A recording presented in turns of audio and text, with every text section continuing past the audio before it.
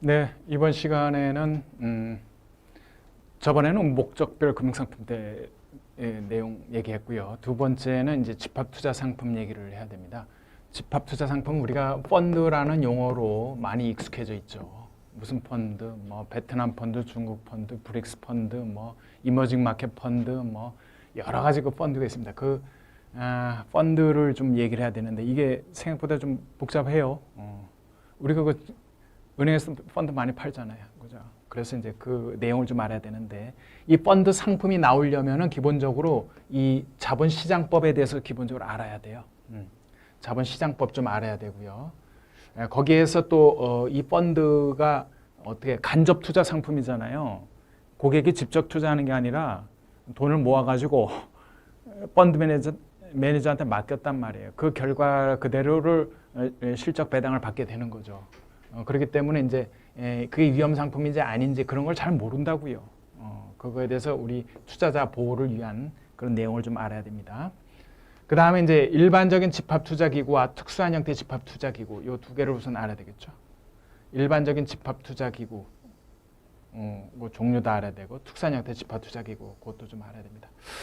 그거 좀 공부하면 되고 그 다음에 이제 나중에는 이제 구조화 상품 항상 ELS 관련된 상품입니다. 이게 이제 문제가 뭐냐면은 그 옵션이나 이런 이론들이 여기 좀 들어가 있어요. 그래서 혹시나 파생 상품에 대해서 여러분들이 잘 모르면은 요거를 이해하는데 조금 불편하실 수가 있거든요.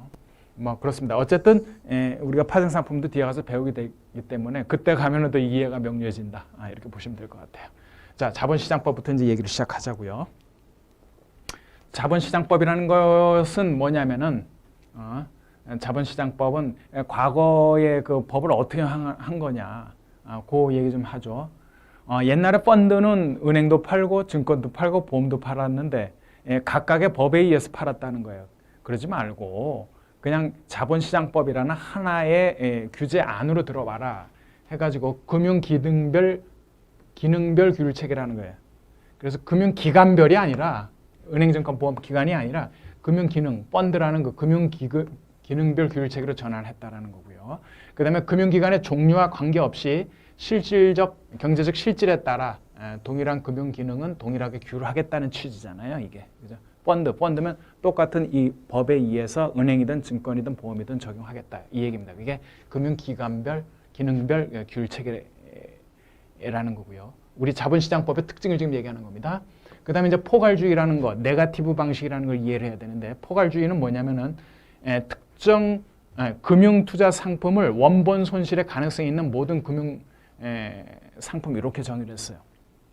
금융투자 상품이라는 것에 대한 정의를 라고 규정해서 추상적인 개념으로 정의했다. 추상적인 거 안 좋은 거 아니에요? 그게 아니에요. 추상적인 거. 이게 뭐냐면은 이 포괄주의는 뭐냐면은 이 네거티브 방식이라고 하는데 이거예요. 이거 명료하게 요거만 빼놓고는 그냥 다 될 걸 이렇게 보는 거죠. 요것이 이제 포괄주의입니다. 네거티브 방식. 요거만 빼. 네거티브만 정해놓은 거예요. 그럼 나머지는 다 된다고 보는 거예요. 일례로 포지티브 볼까? 포지티브는 요거만 해. 이렇게 되는 거예요. 그러면 이제 업무가 할 것이 별로 없는데 이 네거티브 방식은 요거 빼놓고는 다 해. 그런 의미가 되는 겁니다. 그래서 상당히 넓어졌다라는 거죠. 그래서 모든 금융투자 상품의 규제 및 다양하고 획기적인 금융투자 상품의 개발, 판매가 가능해졌어요. 이제는. 상당히 이 부분이 바깥이 추상적인 부분이 됐잖아요. 요 안에만 명료하잖아요. 요거 빼고 나머지는 다 해. 그래서 추상적인 개념으로 이제 정의가 됐다. 그래서 이제 여러 가지 다양한 상품이 나오게 됐다. 금융투자업의 상호간 겸용 허용입니다. 6개 금융투자업 상호간 겸용 허용. 6개 금융투자라는 거는 우리 뭐 시험에 나지는 않을 것 같은데, 그죠? 이거는 이제 보통 투자자산운용사 이런 데서 나오는데 뭐냐면은 금융 투자업, 뭐 중개업 이런 거 있어요. 일임업, 자문업, 집합투자업, 신탁업 이렇게 6가지가 있어요. 이거를 다 겸용할 수가 있다는 거죠. 그 중에 핵심이 지금 이 집합투자업입니다. 지금 이거를 겸용할 수 있다. 그래서 왜 증권사 이름이 뭐뭐뭐 금융투자 이러죠. 신한금융투자, 하나금융투자. 그게 6개 이제 금융투자를 상호 겸용할 수 있게끔 허락이 되어 있어서 금융투자라는 이제 용어를 쓰게 되는 거죠. 근데 보통 그냥 증권사로도 많이 하죠. 투자자 보호제도가 이제 강화됐다라는 거예요. 중요하죠. 왜? 보통 일반 투자자들은 정보의 비대칭이라고 그러죠. 여러분들은 공부를 많이 하셔가지고 이 다양한 주식 상품, 파생 상품에 대한 다양한 금융 상품을 어느 정도 이해를 하지만 그 위험, 리스크와 리턴이 어떤 관계가 있는지 대충 알지만 일반 고객들은 잘 모른다 이거예요. 그게 바로 정보의 비대칭이거든요. 그로 인해서 투자자들이 큰 손해를 볼 수 있기 때문에 그럴 위험을 사전에 막기 위해서 투자 보호제도를 강화하고 있는 것이거든요. 그래서 일반 투자자에 대한 보호 업무를 대폭 강화한다. 적합성, 적정성의 원칙을 준수한다. 이 내용 좀 이따 나옵니다.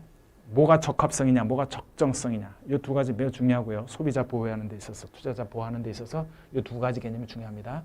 판매회사 등의 설명, 위험 고지 의무 강화하고요. 부당 권유 행위 절대 안 됩니다. 이런 게 강화됐다. 이게 이제 예측한 자본시장법의 특징입니다.